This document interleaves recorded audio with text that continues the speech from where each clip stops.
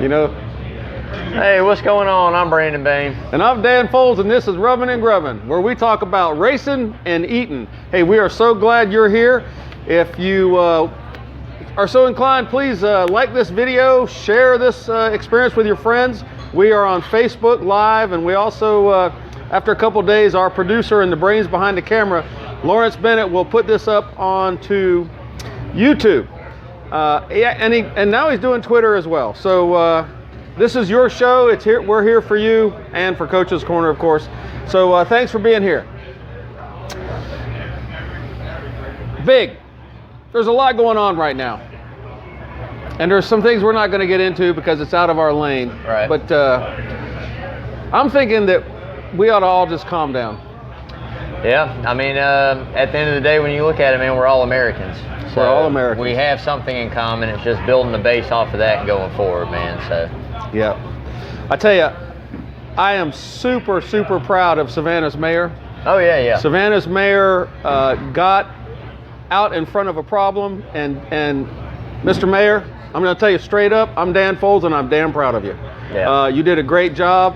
He got lots of security. He got the National Guard downtown, and unlike most of the other towns or cities in the country that have had problems, Savannah did not. Yeah, and very peaceful protest. So on top of that, big shout out to the citizens that live in Chatham County as well that showed out for that and showed their support. Definitely big kudos. There wasn't any trouble as far as damaging property or anything like that, which is great. Very peaceful protest. So. That's the second time in American history that our beloved town has dodged a big bullet. The first time was when William Tecumseh Sherman came down here during the Civil War. And we didn't get burnt then, and we didn't get burnt the other night, and thank God. That's all I can say is thank God. Be kind to each other, please. Be peaceful, be respectful. I am at Coach's Corner right now, the center of the universe, and I'm going to tell you that this establishment here employs people of various races, various religions, various cultures, and it would not exist without all those people doing a great job. And I'm going to tell you, I love every single person here. I've worked in the kitchen. I've catered events with them. Everybody, from the top guy to the guy that cleans the toilets, they are all absolutely essential to what's going on here. And I love working with them. And I think that's part of what makes Coaches so great. Great folks, man. Good people. So, that's what it's all about. Coming together, like I say, talking differences out. And just building off of that, man. Like I said, at the end of the day, we're all Americans, and that's what it's all about. So, are you familiar with this conversation with Ty Dillon and Bubba Wallace? A little bit. Kind of read pieces here and there on it today. Not really too much at all. But I heard it was a pretty interesting piece. So Bubba, from what I've heard, I haven't watched it yet, but what I've heard is that Bubba related something that we probably, if you think a little bit, you can figure out. Bubba said, when he gets pulled over by the police, it's a different experience. Correct. And I don't know. I can't relate to that, but I can understand that could happen, and I can empathize and say, man, gosh, I love you. On with the show. Hey, if you listen to ESPN Savannah Hilton Head, that's 104.3 FM, 1400 AM, and that was on at 9 a.m. last Sunday.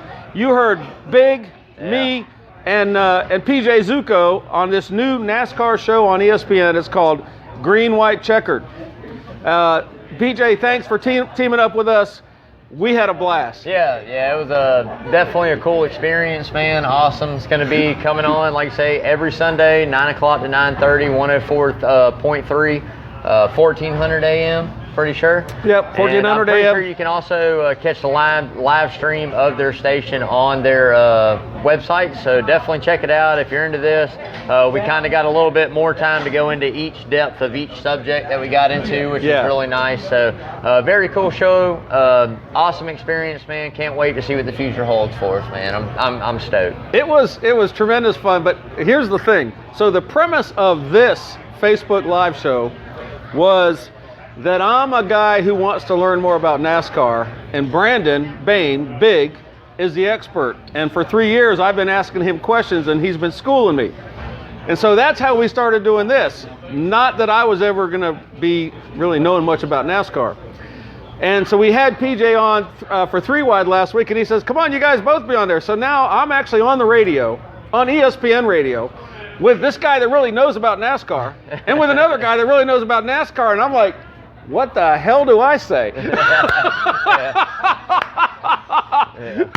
Definitely so, man. But you know, like I said, somebody who has blind eyes to the sport is a great thing, man. You know, like I said, obviously I've watched it my whole life, grown up with it, religiously, hardly ever miss a race, listen to a race. Somehow, some way, I'm keeping up with what's going on in the sport. So for somebody to have some blind eyes to it and not have a favorite or not have a bias of the way they feel about the sport, to come into it brand new and green is awesome, man. I mean, it's a great outlook on the sport. Lets us know where we're at, where the fans are at, how we're building as a sport. I think it's great, man. And so what's happening now is there are a lot of people that are looking at a NASCAR race that have never looked at one or looked at one casually. Like right. I've been casually watching NASCAR for years. Right.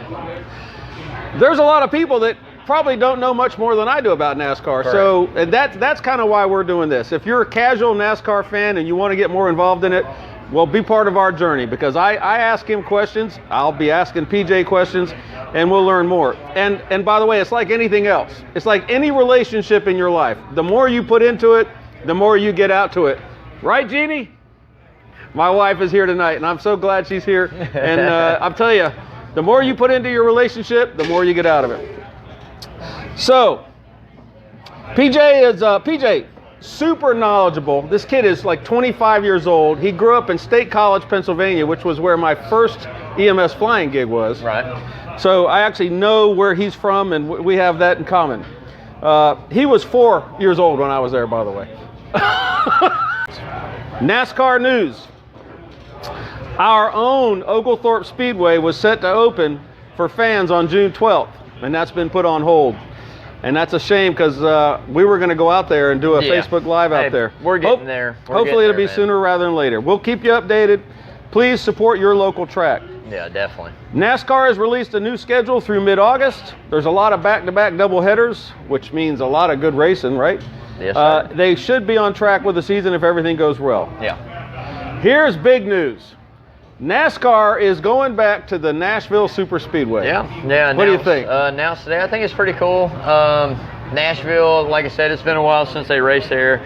It's a pretty cool track, nice track. Watched a lot of races. Gateway's another one, like I said. And we alluded to this earlier this year on the show when I was saying if they're going to start trying to fill tracks. Yeah. And I didn't think it would be next season, obviously, as a track. But guess what, man? I think it's great. I think it's awesome. It's good for the town. It's good for the people. It's good for everybody involved, man. So as long as the racing's good and they put on a good show, that's all we got to worry about, man. Super stoked about it. Ready to see it. Ready to see it. So that's great for the citizens of Nashville. You know, some people say that NASCAR has its roots in country. Well, guess what? Nashville, that is the heart of country music. So what goes better together than NASCAR and country music and Nashville? By the way, this is not the fairgrounds. This is a super speedway. It was built in 2001, I think. Yeah. They've run races there. There is a lot of interest in going back to a tiny track, a half-mile track. It's not dirt, but it's half-mile, called the Fairgrounds, and a lot of guys want to go there. If they get to where they're going back to the fairgrounds, that would be like North Wilkesboro, yeah, kind of that same venue. I mean, honestly, you have to look at it from a financial business aspect. I mean, these guys that own these tracks are big money guys. Right. Very few independently owned tracks. I think we talked about earlier, 1, 2, maybe max. Right.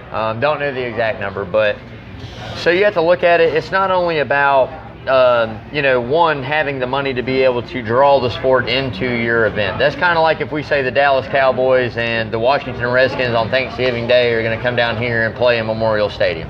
Yeah. You know what I mean? That's kind of the aspect. So I think they can do some things, obviously, with the ARCA series that we talked about. This right. is a smaller series. I think they can run a lot of these older tracks. I've even mentioned to friends of mine that are NASCAR fans as well, is like kind of like a Legends type thing. Not Legends cars, but Legends of NASCAR. Let's say we go back and we throw the cars to, you know, below ARCA's like mid-90s rules and chassis setups and motors and this and that. And then we throw some names in there like Stewart, and you throw a Gordon in there and a Junior. And, you know, let's bring them back maybe an 18 car field for 75 laps, you know, 25 laps and then a 50 lap type shootout, you know, with big name guys on a weekend just for a fun race. You know what I mean? Just to have fun, charity, whatever it may be. I think it'd be amazing for the sport, amazing obviously for people to come and watch, because you're seeing all these big names that you grew up with, or guys that are, you know, have a name established. I think that's a spectacular idea. I love it. Dude, I'd go. It'd be awesome, man. It would be. Cool That deal, would be spectacular. Throw it back to some places they ran that are no longer on the circuit. So, okay. Let's break down a busy week of racing, and I'm going to confess, I'm having a hard time keeping up as we're doing so much racing. What a race at Charlotte last Thursday night. The last time NASCAR ran a Thursday race was July 4th, 1985. The racing was fantastic. Big. Break down the race. Man, I thought it was a really good race. I mean, obviously, we talked about it on the show right here. I called it. I said, dude, Chase Elliott is on an absolute tear.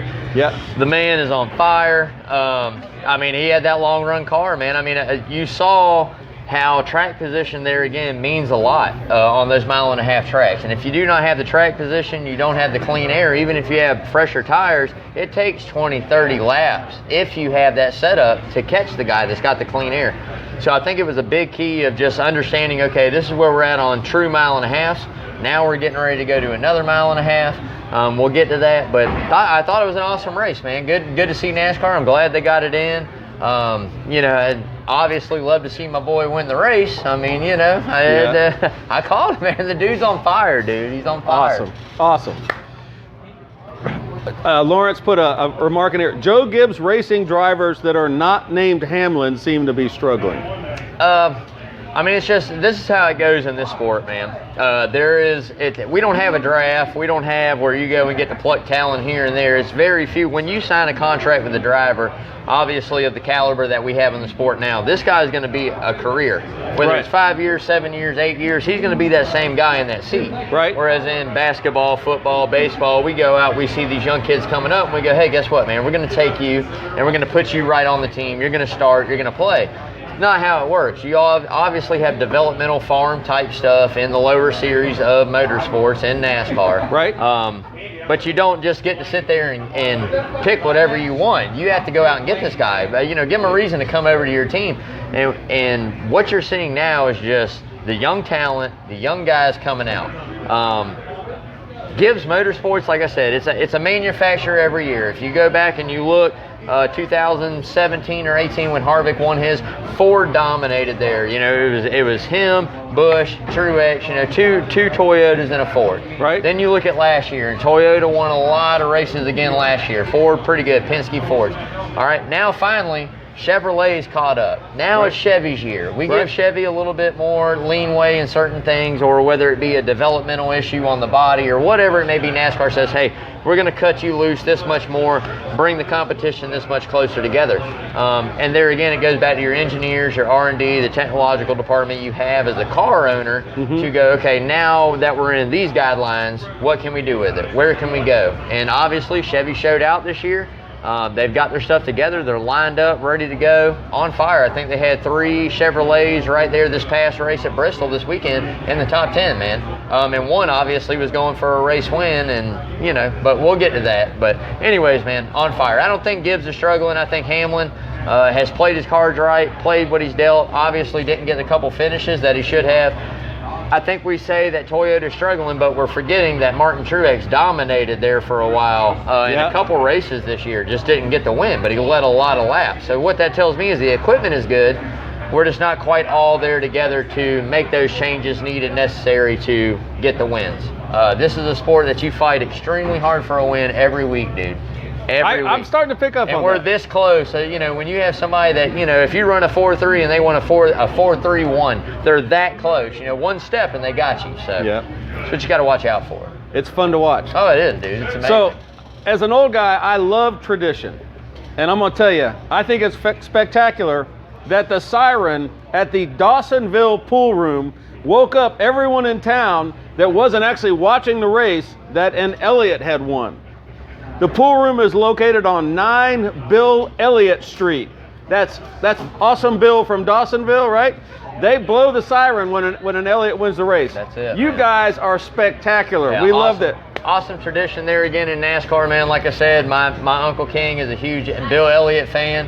Yep. He's got his nickname for Chase. We call him Little Bill. Yep. You know, so Gentleman dude, Bill. big shout out. I mean, it's a cool tradition. You know what I mean? It is. Carried on from father to son, and hopefully, if he has kids and they're into it, generations again, man. I think that's awesome. I think it's great. So We have a tradition here. When the Atlanta Braves do well, the owner of this establishment puts a teepee up in front of the store, and that's one of our traditions. Yeah. And hopefully, by the grace of God, that's going to happen again, Yeah. and I'm going to be up there. yeah, hopefully I get back up there again, man. It is a biggest time ever, man. Usually for a charity. Awesome. Come raise some money, donate, check out. I mean, one of the coolest spots you can possibly be in Savannah during the playoffs of baseball, whether it be that, whether it be a college football game, whatever it is, dude. I mean, being up on that teepee, man, it is awesome. You realize that you are at the greatest bar in the universe, Right. because it's the center of the Right. universe. I mean, you got a train horn up there. You got a 55-inch TV. You got cold beer. You got, I mean, everything. You got a bed to sleep in, couches. I mean, you got everything you need. That's man, our up there, tradition, dude. baby. It is I a love good it. time. Good time. The Good, the Bad, and the Ugly, Charlotte Motor Speedway, Thursday night edition. The Good. Great 3 and 4 wide racing all night. Penske Fords look strong. Love the midweek racing. The Bad, the 88 car. Looked strong early, but got loose and hit the wall while running second. And I love that 88 number. And I love that kid Bowman, you know, the kid that raced quarter midgets right over there from Fontana. Yeah. You know, so I'm starting to Good know about kid, him. Man. There, I hate there that. again, another car I think is somebody you got to watch out for, man. I'm telling you, Hendrick's on it, man. The Ugly. Kyle Busch tangled with the number 10 car of Eric Amarola. He cut down a tire and lost 2 laps, and that ended his night. He said, in classic Kyle Busch fashion, "When surrounded by squirrels, you're bound to get hit by a nut." I'm just gonna give a swear dollar to the bucket and leave my comment in my mind, because my comment is not gonna be anything good with anything to say about any of that. So I'll just throw my dollar in there, man. And by the way, we're gonna go 3 wide for about. Stick your face in here real quick. This is John Henderson. This is the owner of Coach's Corner. He is at the center of the universe. That's it, man. These guys are the best guys in the world. We're gonna get to this. Hey, how you doing? Don't break the camera. All right. I love that. When surrounded by squirrels, you know, you've heard even a blind squirrel gets a nut once in a while. Yeah. When surrounded by squirrels, you're going to get hit by a nut. Well, like I said, I had to throw my dollar in. My comment's not good at all, so. Checkered flag for charity.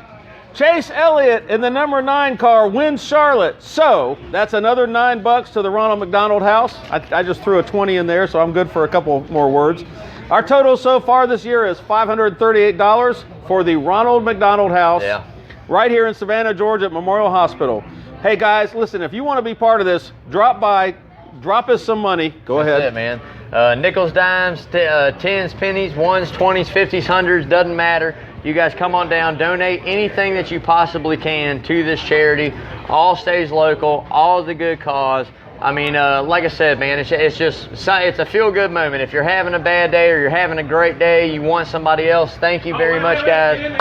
Greatly appreciated. And this is, come here. Come on in. Come on here. Throw it in, donate. And who's this? This is my buddy Andy, man. This is Andy. Burbage. Andy is a super fan of Rubbin' and Grubbin', and by golly, he's here tonight. Watches it every week, man. in Atlanta. That's it. But And that last guy that just stuck his head in the corner is another Coach's legend. Yeah. If you've ever been on a boat and you've been up Herb Creek, well, that's Sean Herb that was just up here. That's it. His daddy was the Grand Marshal of the parade. The Herb family is a Savannah. Oh my God, Staple. It's spectacular. Yeah. And by the way, when I work events here for John, when we cater, we work events, and Sean Herb is standing right next to me, and that's what I was talking about. I love that.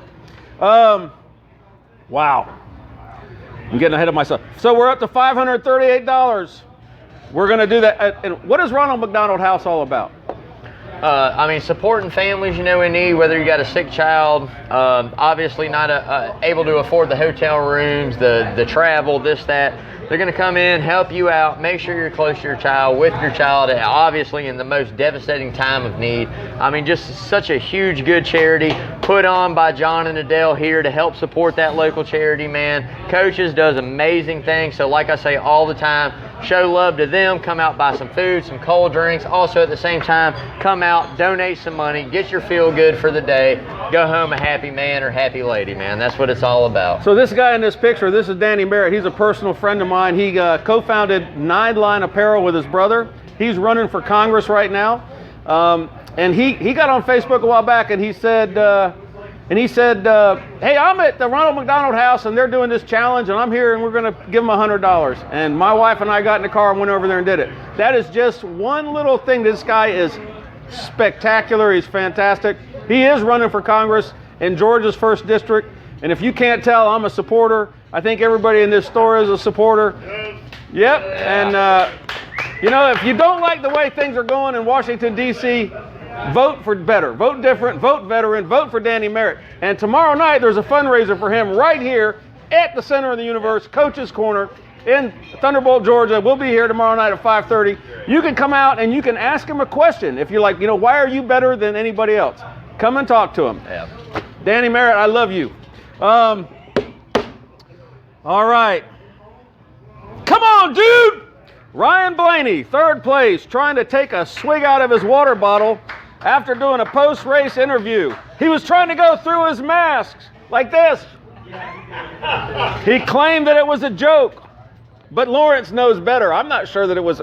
Lawrence and I are kind of disagreeing about that. What do you think? Do you think he just had a brain fart? Obviously, it's a natural habit for you to be, ready to go, and you're like this. You're not used to having the mask That's a sponsor on that bottle, right? Yeah, I could definitely think it was probably maybe just a little slip-off on his part in front of the camera. But either way, he owned up to it one way or another. So at least, pretty entertaining, pretty funny. It was funny. That was right up there with Hamlin's mask. Yeah, man. Cheers segment. Cheers to the number 47 car. Incoming, number 47 car of Ricky Stenhouse Jr. He started 24th. He got all the way up to 4th place. Yeah. And he didn't wreck anyway. What's his nickname? It's Wreckhouse. Ricky Wreckhouse. And cheers for completing a lap. Cheers to completing a lap. Yes, roger that. Our side bet, Kyle Busch running all 1,600 miles in that Race Palooza. There was 4 races last week. Well, forget the fact that the Thursday race was 500 kilometers, not miles. There was a little confusion about that. Brandon said that his number 18 car would have trouble, and he was right, and he only ran 1,282 miles. Lawrence said 1,300, or I said 1,300. LB said he would go the whole distance. His wreck with the number 10 car made him go 2 laps down, finish 1 lap shy of all the way. Yeah. So Dan wins the bet. Even a blind squirrel gets a nut once in a while. That money's going right in that bucket for the Ronald McDonald House. Oh, we just put it for the. That's all right. Putting it for the kids. Okay. It's Bristol, baby. Yeah, man. By the way, do you know who said that first? I was schooled tonight. Who? If I had to guess, let's say it's Darrell Waltrip. Dale Earnhardt Jr. Dale Jr. Dale Earnhardt Jr. And I heard it on FS1. I mean, I've heard it on all these videos. Now everybody says it. It's Bristol, baby. I don't know. Well, I might have to pull some footage and challenge you on that one. We'll talk about that later. But I might have to do that next week. Side bet, $5. Thunder Valley, the last great Coliseum, the world's fastest half mile. Listen, if you're a casual NASCAR fan and you're wondering why should I watch a NASCAR race? Bristol. Holy crow, go on Facebook right now. They've got that race from last Sunday on there. Mother of wow. Yeah. It was spectacular. Jimmy Johnson had another great finish. He was 3rd at Bristol. And I wanted to talk a little bit about the 48. So this is Jimmy Johnson's last year. He's won the NASCAR Cup Championship 7 times, is that right? Yeah, seven times, 7 times, 5 in a row. This is something that you're probably never going to see again. I always knock on wood when I say never going to see. I say that when it comes to Gordon, about 33 wins in 3 seasons on a 32 race schedule, 10, 13, or 13, 10, 10. But the kid, he tore it up. 5 in a row, dude. All 7 with the same crew chief, and that is one thing that I debate as far as when we talk about the greatest all time and this and that. Obviously, Petty, Earnhardt, Johnson are all going to come up with 7 championships, but like I said, I kind of fight the fact of it all. But yeah, man, 5 in a row, something I say is never going to be done again. You got some bookkeeping to do? Yeah, won't so take I'm going to say just this. a second. So I think it is absolutely spectacular. Everything that Jimmy Johnson has done for NASCAR. He is an ambassador for the sport. He has raised the visibility of the sport. He's in his last year, and he's a total gentleman. He has got a lot of videos right now on YouTube. Some of them are short, some of them are longer, and you can watch these and you can hear from his heart how he feels. There's people that are saying, well, he's gone 100 races without winning one, and you know, I think he still brings his game to the racetrack every week, but I think he's got other things on his mind. He's kind of getting to be an elder statesman of NASCAR, and he's probably thinking about what's good for the entire sport, what's good for all these drivers. I see him becoming a little bit like Mark Martin-ish, if you were, Jimmy Johnson. Yeah. I mean, obviously, very cool, calm, and collected character, man. Always kept a level head. Yeah, he'd get upset a little bit, a little heated here and there, but great ambassador. Great work ethic, triathlon athlete, does Ironman competitions. I mean, runs, bikes, swims. Getting into, IndyCar or Formula One, little different style of racing. A great ambassador for the sport. Always carried himself well, great champion. Always, put fans first, doing his thing. Right. I mean, just a great guy. And like you alluded to, the Mark Martin-ish aspect of Jimmy Johnson is there. This is the guy that just loves the racing. Got to give a little kudos to my guy, Gordon, because he's the one that kind of had the talk with Rick Hendrick and said, let's go get him. And it didn't start out pretty, but it sure is finishing beautiful, man. Pretty. So, and there again, like I said, mark my words, he will win a race this year. There will be one race. Jimmy Johnson will win. I believe that. In the book that I'm reading, Chicken Soup for the NASCAR Soul, there's a little description in that book. He's describing his first big crash. And I've heard other guys do this too. When you're in the air, inside your seat, in the car, and the car is spinning around and going through the air. And in this book I'm reading, he talks about what it was like to be in that car, up in the air, seeing the world go like this. And it's pretty cool. I mean, he is just quite the fellow. Yeah. He also tells a story of getting crashed by Robbie Gordon at Bristol. And Robbie Gordon was driving the number 31 car. Singular Cellular or something like that at the time. Remember that number 31. I'm going to come back to that in a little while. I'm pretty sure that's what it's going to be. So. We're going to come back to that 31. Okay, the good, the bad, and the ugly Thunder Valley edition. The good, the number 41 car of Clint Boyer finally put together a great race and finish. Yeah, so that's going to be the 14. But yeah. 14, I'm sorry. 14. He tried to correct me. Put on a good finish finally. Good for him. Obviously a pretty good short track racer. Just sometimes has never had the finish. I'm glad to see him finally get a good finish. Good luck kind of on his side a little bit. And good finish for Boyer, man. Good personality. Great guy. As I've said before, I think the iRacing episode where he was in front of the public eye a lot, I think that was great for him because I now like that guy. And I think he's got a huge future when he gets out of the car and gets into the broadcast booth. He's funny and he's cool and he drinks beer. Spectacular. The bad. The number 42 car of Matt Kenseth got loose and it caused the big one. It took most of my drivers out of our game of skill. Stenhouse, Reddick, Bowman, Kurt Busch, Cole Custer, Priest, and Matt DiBenedetto. Yeah, I don't know if I can kind of agree with I lost money. Kansas starting it. If you kind of go back and watch a little bit of the film just prior to that, Johnson and Stenhouse had a little incident right there. Okay. And that is what I think started the chain reaction for everybody. I know Kansas got loose a little bit. Watch that, but Bristol, so much is going on, man. So many different cars are doing I'm glad you said stuff, that. So I'm glad you said there's so much going on. Who blame who, whatever, Because we'll see. I actually did not drink an alcoholic beverage until they got into the third stage, because for this race, I wanted to like understand what was happening more than just, we sit here and I'm talking to you, we're drinking and the race is on in the background. That's my normal NASCAR thing until the end. At the end, everybody watches. I really wanted to keep up with this, and I missed something. It's a lot of drama, man. It's there's so much happening so fast, and there's all these guys. So there was a discussion that Dale Jarrett talked about on YouTube when a driver went in 7 laps from the end and got 2 tires. I couldn't keep up with that. I wasn't, and it was 2 tires, not 4 tires, go in versus not go in. That's a strategic decision that one guy out of all those guys made. Right, man. It is very hard to keep up with all of that going on at once.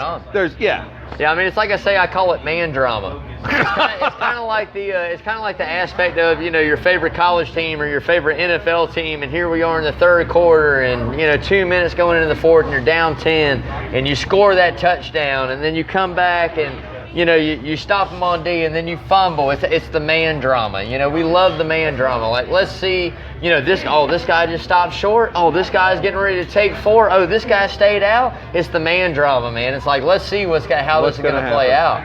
But it's a very strategic sport, man. It comes down to a lot. So. It's a lot more than going fast and turning left. That's it, man. There's a lot more to it. That it is. The ugly number 9 car of Chase Elliott tangled with the number 22 car of Joey Logano, ending any chance that one of them would win. I had the number 22 car to win in our game of skill. That cost me several $100s. Shouldn't even be on the ugly, because it's not even that ugly, man. At the end of the day, my man was going for a win, and that's all he had to say was, hey, it's racing. I was going for a win, and it's racing. When that shoe's on the other foot, I've heard the man that had something to say, upset about it, Logano, say, hey, I was going for a win, I'm sorry, this and that. Elliott drove it in knowing plan was pancake them, bounce off, go get the win. Didn't work out that way, but it happened. Did you see? Not dirty. How about when Blaney got? Man, I don't even want to talk about it. I had Blaney and I had Hamlin. So I had a guy that he got all out of whack, and it was all good. My guy led laps in the beginning. And then Ty Dillon came along and gave a nose job. Right. And then I had a guy with 13 to go that's leading the race. Not really too much pressure, and then he just decides he's going to hit the wall. Which, like I said, we had a conversation earlier. I don't know if there wasn't something on the track. I don't know if there wasn't some fluid or some oil or something. He did it, and before Chase and Logano got into it, the lap before, Logano kind of got a little loose right there in the same corner. Yep. So I don't know if it was something as far as maybe there was some fluid down, or maybe they were just driving a little harder than what they should. Yep. But either way, that cost me some money. And then I didn't get to see my favorite guy win, so then it cost me even more. Cost me the heartbreak on top of the monies. I'm sorry, so I was upset, man. And I know you're upset, because that's a couple that's been robbed from you this year. So at Bristol, there's this thing called a groove.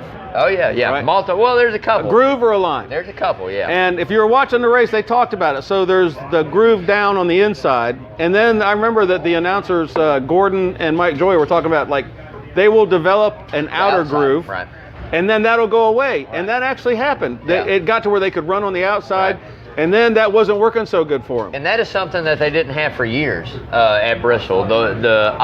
We were talking about it earlier. The way around ovals or short tracks, the shorter circumference on the inside that was the only way that anybody ever knew how to run. Okay.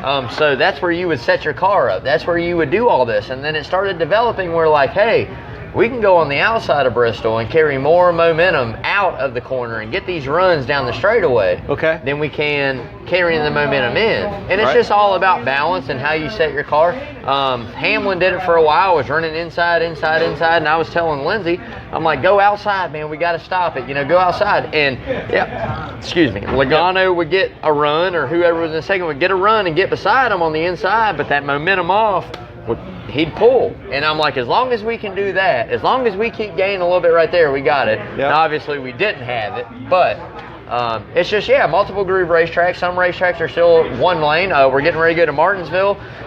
very rare you're going to see somebody ever try to run the outside lane of Martinsville, because there really is no outside lane of Martinsville. The inside is it. Okay. That means if somebody's holding you up and you need the inside, you're going to move them. It's short track racing, man. So it's going to be a great race coming up.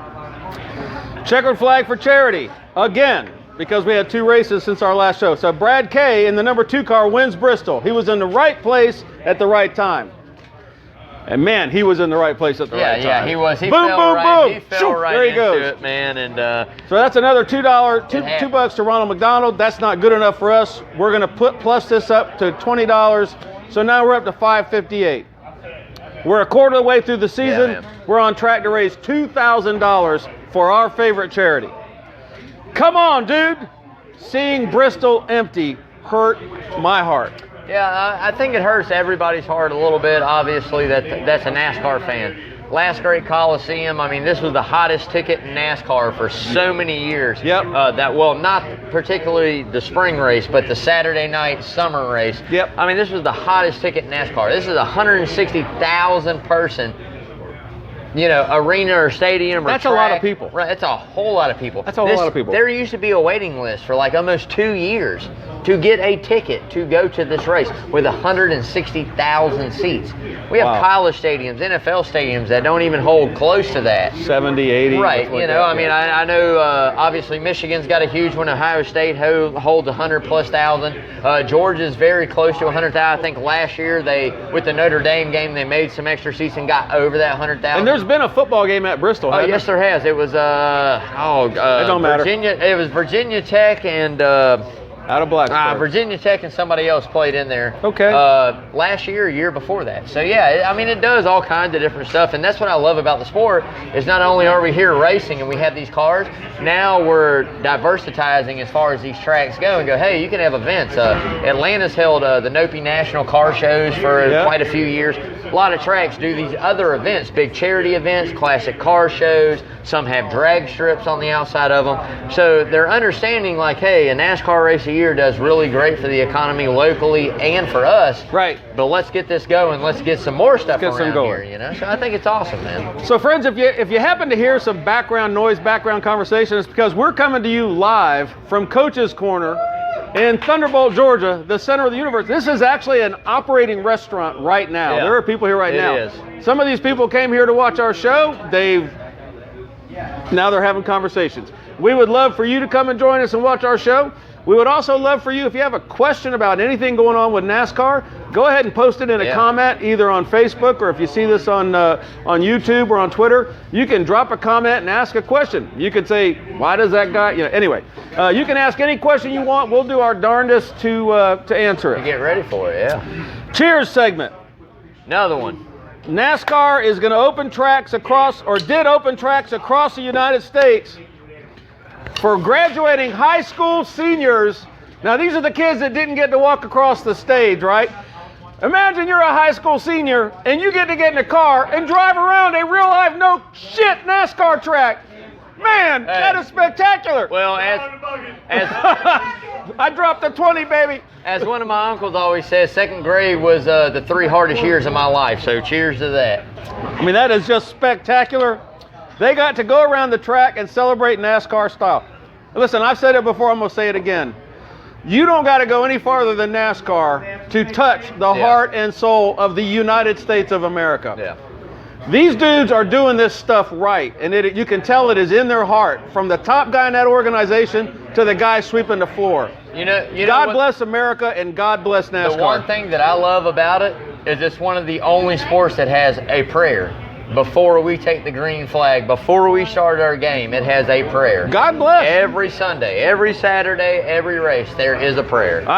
As I'm reading these books, there's drivers that have prayer meetings in their RV before the race. I mean, these guys are getting ready to go out there and race the snot out of each other, and they'll go sit and pray next to each other. To be honest with you, I remember being a kid, and still to this day, I'm pretty sure on Sundays, on the infield at tracks, they have a sermon, like a normal Sunday. If you want to go and do your thing, you can go. And there's you might see drivers, you might see other people that are there. There's no telling who you'll see. So definitely a good deal, and I love that. I absolutely love that. So I'm a retired soldier, and I'm going to tell you something.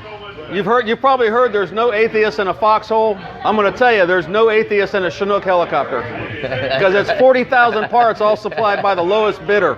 Yeah, roger that.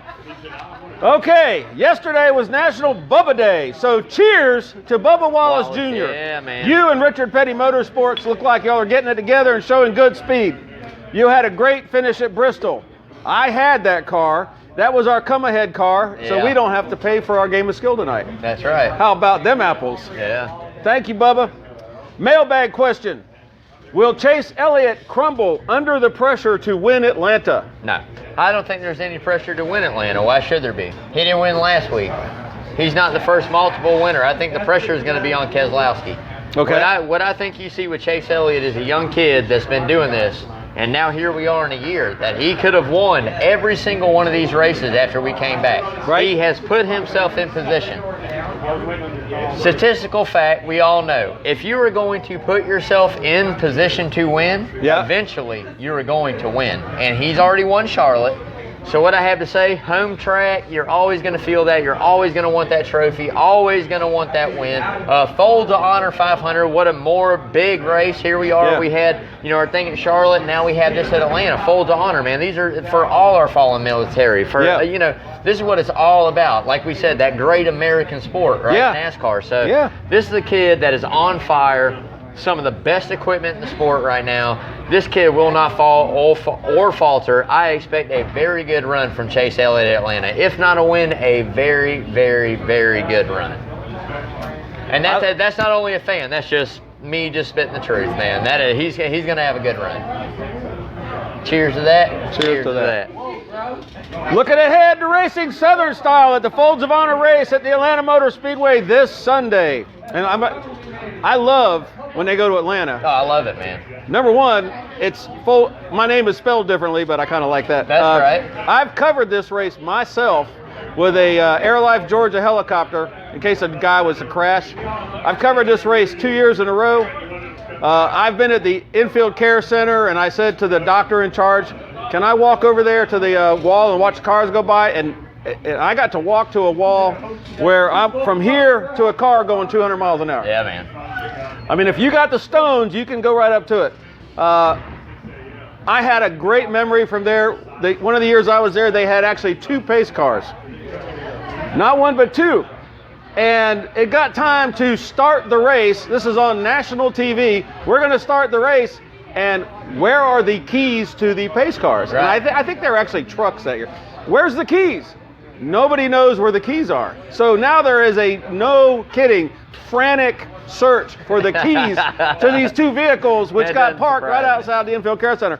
Somebody, like, we're ripping this hospital apart, and somebody goes into the ladies' restroom and pulls open the drawer on the ladies' wash sink, and there they are. It's like, holy crow. Now, I can tell you somebody had a really good time on that Atlanta infield the night before, and I've been there plenty of times myself. Could you imagine if you couldn't find the keys to the pace car? In Atlanta, it is very easy to do. Like I said, this is my home track, man. I love this track. I've been going there forever since I was a kid. I mean, I've slid down it on a cooler. What do they call you? What's your name? Atlanta Man. Atlanta Man! Yeah, so I've had a lot of experiences here, man. Got some buddies here that has been there actually in the spots where we're at. They've been there. They've seen it for themselves. It's just a great time, great environment, a lot of fun. I mean, like I said, so many family memories for me. I wish you could go, brother. Uncles and grandmas. Oh, man, I wish I could go too. I mean, like I said, man, hey, I tell you what about NASCAR, if you see this between now and Atlanta, that's it. If you can make a space for Atlanta Man, you've had him on your website. He's famous. I'll be there. I'll be there. That's it right there. That's the cape. I'm not wearing the cape tonight. I did it once this year, but hey, NASCAR, this is me, man. This is NASCAR, me. you can do a great thing. This is me right here, You can let this kid. That's it. That's it. You can let this kid I will say this. Let me have about 4 more Bud Lights, and you want to see a flyover on Sunday? I'll show you a flyover on Sunday now. That's what I'm saying. All right. Holy crow. Break down the race, Atlanta Man. Oh, man, I tell you what, Atlanta, they talked about repaving. It hadn't been repaved since '96. It is one of the most abrasive tracks we have on the schedule. Tires wear extremely fast. You get about 5, 6 really fast lap tires. Then it becomes tire management. Who can manage and run that line not to burn this rubber up, because Atlanta is so abrasive. And they wanted to repave, and yeah, the speeds pick up and the racing is a little better because you're going so much faster. Yep. But what is great is the drivers say no. The drivers say, I love this track. It is a driver management track where I can control what happens 20 laps down the road by how I'm driving right now. So you get to see who plays the best mental games, strategy game. Very, very, very long run green flags at Atlanta. Very few cautions. It happens, but very few cautions. So excited to see it. It's going to be that first or the second next mile and a half. It's going to chew some tires up, bro. Okay. I'm telling you, man. Awesome racetrack. Ready to see it. Ready to do it, man. Spectacular. Who's your top 5 drivers to watch? Woo! All right, so I wrote a memo down earlier. I named my top 5 before I had a few cold beers, so let me pull up my top 5 real quick. All right, top 5 at Atlanta, man. Obviously, this is the House of Harvick. Everybody knows this is the House of Harvick. This is a guy that's finished in the top 10 so many races this year. That's my man. That's number 1. Number 2 is obviously going to be Chase Elliott. Momentum means a lot. Kid is on fire. Ready to roll, hometown track, got more incentive to win here probably than any other track on the circuit, just to say, hey, I did it. Number 3 is going to be Kyle Busch. Can't ever count him out. Decent runs in Atlanta, not one of his best tracks, but he's won there a few times. Great race car driver, obviously. Number 2 is going to be Keselowski. And I used to say I would always take Brad Keselowski because he had Paul Wolfe, and the guy was a mad scientist. He was a guy that was going to do a strategy different than somebody else was. I still feel like they're putting themselves in a very great position every single race to get the win. So you got to take bad Brad. Number 19, Martin Truex Jr. This is a solid racetrack for him. I've seen him run good there over the years. Seen him have solid runs, so that's going to be it. My dark horse for it, I'm going to go ahead and give a shout out to Chris Buescher. We're going to take the 17 Rouse car to come into Atlanta, do great. I think he's going to do awesome. So we'll get to the Martinsville next week, obviously on Wednesday. I've got some, wrote down for that, man. But that's going to be my top 5, and my dark horse, like I said, is going to be Chris Buescher. The kid, I expect to have a really, really good run there this weekend. If you come to Coach's Corner this Sunday to watch this race, your first beer is on me. I'm Dan Foulds. You say, hey, this fat dude on camera, Dan Foulds, said I could get my first beer. I'm telling you right, square up. Your first beer's on me at Coach's for the race. Fans, thank you for watching and being part of the show. Please hit like and share and ask questions. Follow us on Facebook, Twitter, and YouTube. It's time for the second half of our show. Man. Yeah, so it's rubbing and grubbing. Rubbing is racing and grubbing is tasting. And look at me. You can tell that I know how to grub. So we've got a great food item for us tonight, I hope. And here it comes. Lovely Ashley is presenting this. Ashley is a delightful young lady that works right here at Coach's. If you come here, you can see Ashley and talk to her. She is spectacular. And we have the 8-piece chicken finger. This is buffaloed. These are I like mine. Made right here at Coach's, hand breaded, fried, spectacular. Comes with fries. You can get seasoned fries, regular fries. You can get seasoned fries all the way, folks. If you come in here, you get the seasoned fries. Seasoned fries is good. That's it. Listen, there is not one bad thing on the Coach's Corner food menu. No, there's not. And something for everybody, too, by the way. There's something for everybody. That's right. And we love this. So, as soon as we go off of this camera, we're going to be sitting here filling our faces. Last lap recap. Tune in next Wednesday and we'll break down all the action at Atlanta Motor Speedway.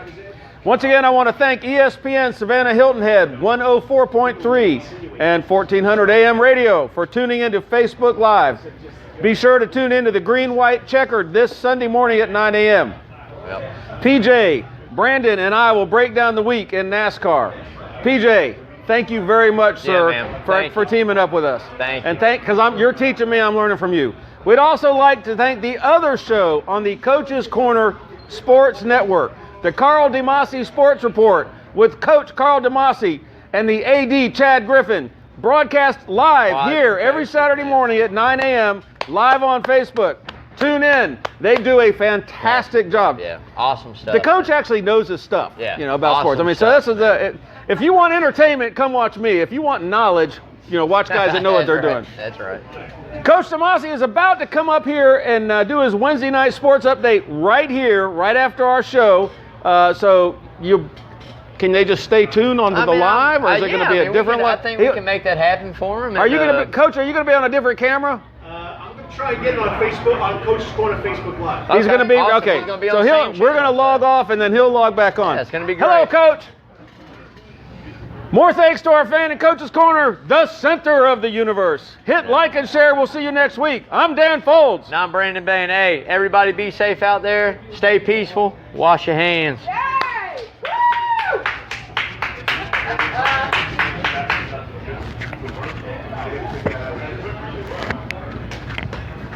That's a good one, man. Do you have the login to Coach's Corner Facebook?